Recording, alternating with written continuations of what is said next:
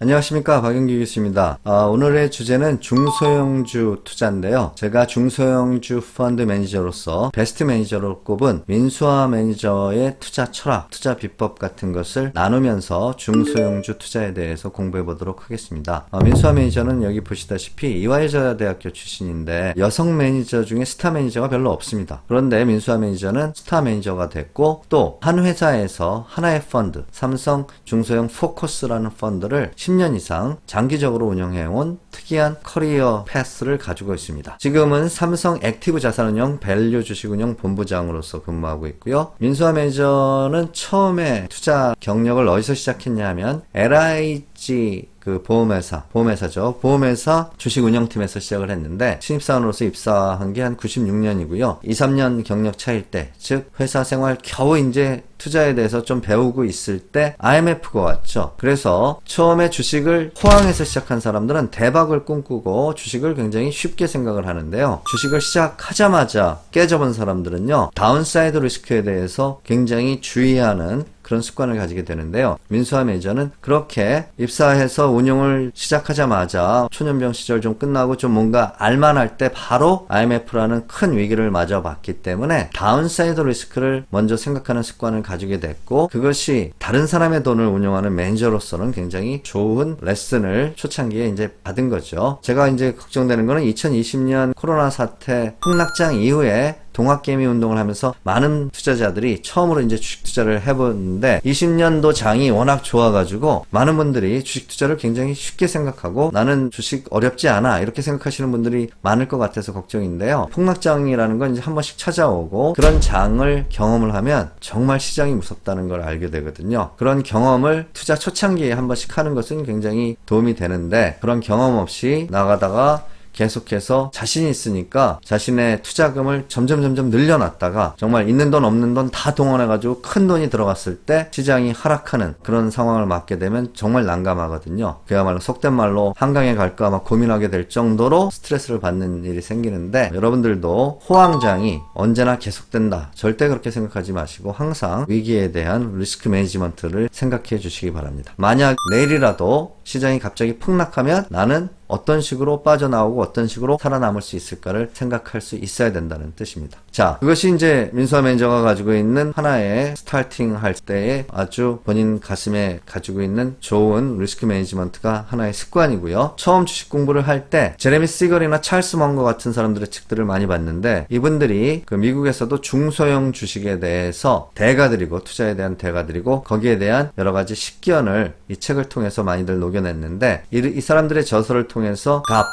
Close at Reasonable Price, 그리고 강소형 주식, 골든 스탁이라고 얘기하는, 즉 이분들은 기업은 작지만 그 나름대로의 경쟁력이 있어서 강한 회사를 강소형 회사라고 불렀고 이들 회사의 주식은 정말 금처럼 귀한 거다, 가치 있는 거다 해서 골드 스탁이라고 불렀는데 이러한 주식을 찾아내는 방법에 대해서 공부를 하게 됐고, 그래서 민수아 매니저가 생각하는 이러한 황금주는 중소형 주지만 글로벌 경쟁력이 있는 회사. 우리나라 대기업들은 해당 분야에서 글로벌 넘버 1, 2를 하는 하이닉스, 삼성전자는 반도체에서, 삼성전자는 또 모바일에서, LG화학은 2차 전지에서 이렇게 1등 회사들이 많은데 대기업들은 1등 회사가 많지만 중소형주 회사 중에 그런 1등 회사가 있다면 그 회사는 투자할 만하다. 실제로 우리나라에는 그러한 중소형 기업들이 많이 있습니다. 그런 회사들을 좋아한다는 뜻이고 그런 회사가 매매를 할 수 있는 유동성을 갖추고 있을 때 투자를 한다는 뜻입니다. 그것이 중소형주가 됐던 아니던 민수아 매니저의 투자 원칙은 좋은 기업을 싼 값에 산다. 근데 싼 값을 찾는 게 어렵기 때문에, 그러나 글로벌 위기라든지 주가 폭락 때는 싼 값이 오기 때문에 민수아 매니저는 그때를 이용을 하고 일반적인 상황에서는 싼 값을 제공하지 않는 일반적인 기업에서는 투자를 안 할 수 없으니까 좋은 기업을 찾는 것에 투자의 방점을 찍고 있는데요. 민수아 매니저가 생각하는 좋은 기업이란 독점적인 경쟁력을 가지고 있어서 시장에서 다른 회사가 쫓아올 수 없는 회사. 그런 회사들은 보통 가격 결정력도 있어요. 이 회사가 정하는 가격이 시장 가격이 되는 거죠. 비싸? 비싸면 딴 데 거 써. 딴 데 거가 이 회사 거를 대체할 수 없기 때문에 가격 경쟁력도 갖추고 있죠. 그 다음에 주주 가치를 높일 수 있는 회사. 주주 가치를 높일 수 있는 방법은 두 가지예요. 돈을 벌었을 때 배당 같은 걸로 해서 주주와 나눌 수 있는 마인드가 있어야 되거나, 아니면 배당 같은 걸 많이 안 줘도 이 회사 자체가 영업이익이 계속 늘어나기만 하면 주주의 가치는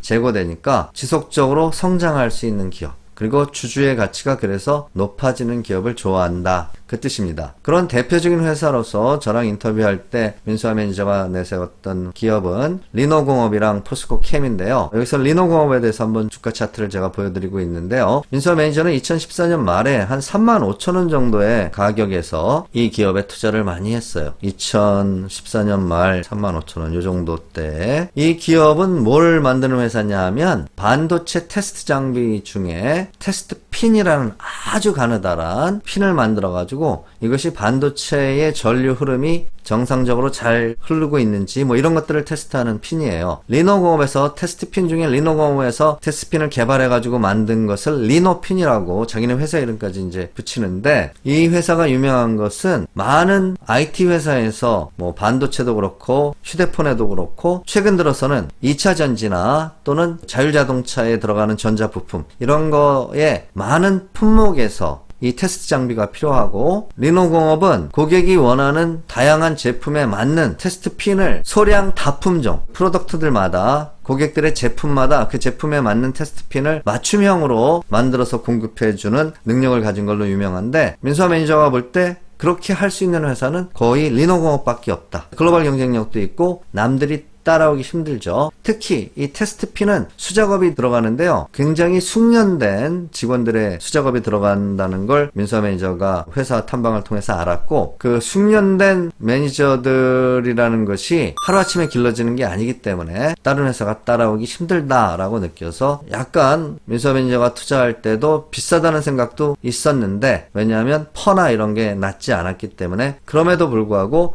지속적으로 경쟁력을 갖고 다른 회사를 리드할 수 있는 회사라는 자신감이 있었기 때문에 이 회사에 투자를 했죠. 이 회사 주가 볼까요? 여러분들이 이 회사 주가를 보시면 그 이후로 민수아 매니저가 투자한 이후로도 지속적으로 상승을 해서 이제는 15만원 이상의 가격대를 형성하고 있죠. 굉장히 많이 오른 거죠. 35,000원대에 4배, 5배 이렇게 상승을 했는데요. 이 회사가 2020년 들어서도 특히 계속 올라갈 수 있었던 거는, 이 회사의 테스트 장비는 과거에는 이제 반도체 위주로 사용됐는데, 아까 말씀드린 것처럼 2차 전지에도 전기차에도 이 테스트 장비가 사용되기 때문에 다양한 IT 제품에 다 사용될 수 있어서 리노공업은 그 주가도 많이 올라갔지만 특히 영업이익률이 30%에 가깝거든요. 제품 하나 팔 때 마진이 높다. 왜 마진이 높으냐? 그만큼 독점적인 경쟁력을 가지고 있는 회사이기 때문에 마진이 높겠죠. 자, 중소형주 투자는 투자 사이클상 대형주가 좋을 때는 중소형주가 완전히 외면당하죠. 그러던 시기들이 항상 있어요. 그렇기 때문에 중소형주를 좋아하시는 분들이라면 투자 사이클상 중소형주, 또는 우리나라로 치면 또 코스닥이 좋은 시절에 중소형주를 하고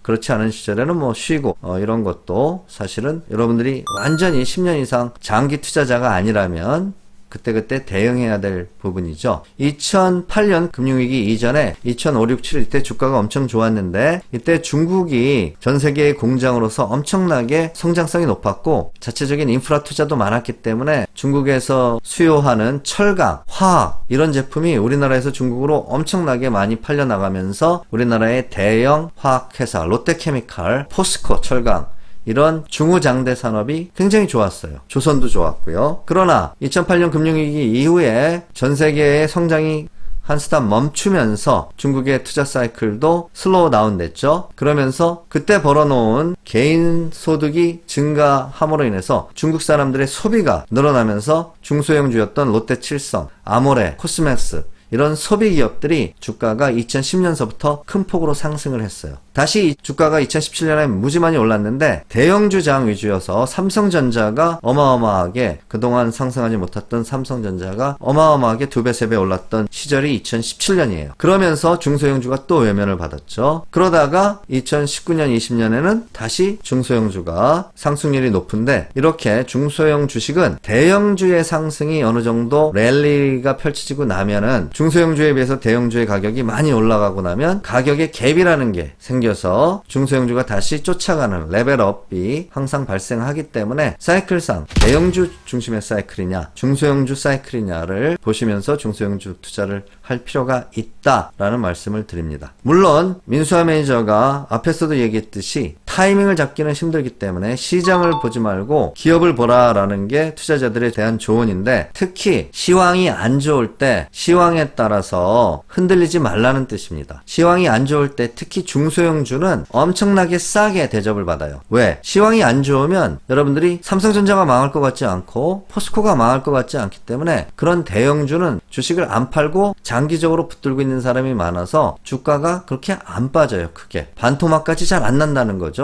20-30%는 빠질 수 있지만 그것도 크게 빠지는 거죠, 투자자 입장에서는. 그러나 중소형주는 회사가 멀쩡함에도 불구하고 반토막 이상이 나기가 쉽죠. 특히 매출이 조금 줄어들면 삼성전자는 그 줄어든 매출 때문에 회사가 적자가 나거나 다른 섹터에서 보상을 하고 그러지만, 그러나 아까 보았던 리노공업이나 자동차 전지 연극재를 생산하는 포스코캠이라고 하더라도 이런 데들은 매출이 줄어들면 그 변동성이, 시총이 1000억인 회사가 매출이 100억 줄어들면 10% 줄어드는데 그 회사가 영업이익이 200억이었는데 100억으로 줄어들면 반으로 영업이익이 줄어드는 거고, 그 회사가 영업이익이 200억이었는데 300억이 되면 영업이익이 50%나 올라가기 때문에 주가의 변동성이 중소형주가 훨씬 심하죠. 왜냐하면 그 회사의 규모가 작기 때문에 호황이냐 불황이냐에 따라서 그 기업이 갖는 이익과 이익의 변동폭이 굉장히 큰 편이니까요. 그래서 변동성이 크지만 그 회사가 글로벌 경쟁력이 있다면 그렇게 싸진 주식을 매입을 하면 반드시 이기게 되어 있다. 너무너무 싼 주식이라는 기준이 뭐냐? 그 회사의 영업이익에 비해서 그 회사 전체 시가가, 이코노믹 밸류가 두세 배밖에 안 되는 건 정말 말도 안 되고 5배여도 싸요. 그 회사의 영업이익이 평균적으로 한 200억인데 그 회사의 시가총액이 1000억이다. 그러면 그 회사의 에비트다, 영업이익을 가지고 그 회사를, 영업이익의 5배인 1000억을 가지고 그 회사를 사면 EV 에비트다가 만약 5배라는 뜻은 영업이익을 5년치를 모으면 그 회사를 사는데 지불한 1000억을 5년 만에 다 상환할 수 있다라는 뜻이거든요. 자, 여러분들이 어떤 비즈니스를 하는데 5년 만에 투자 금액을 전액 회수할 수 있다. 20%의 수익률을 내주는, 투자 금액 20%의 수익률을 내주는 비즈니스다. 어마어마하게 좋은 거죠. 그런데 주가 폭락기에, 시장 하락기에는 대기업에서는 이게 발견되기 쉽지 않지만 중소형주에서는